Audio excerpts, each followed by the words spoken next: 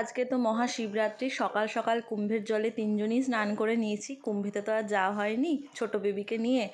তো স্নান করে ব্রেকফাস্ট করে এখানে সিধা চলে এসেছি লাঞ্চের প্রিপারেশন করতে। আজকে পুরো নিরামিষ। তো আজকে শীতের সবজি দিয়ে খিচুড়ি, আর এটা আমার ফার্স্ট এই সিজনের খিচুড়ি বানানো হয়নি।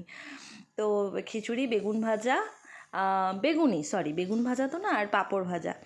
তো বাড়িতেই ছোট্ট করে ঠাকুরের জন্য আমি একটু পুজো দেবো, তাই ওটাই বাবা মেয়ে আনতে গেছিলো একটু মিষ্টি।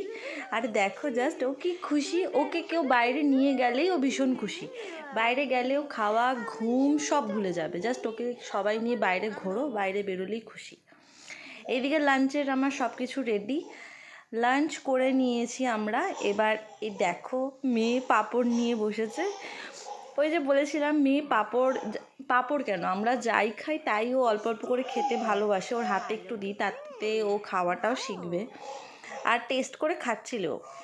তারপর সন্ধেবেলায় চাটা খেয়ে, ছুটির দিন মানেই বরের হাতে চা, ওগুলোর ভিডিও আমার না হয়নি।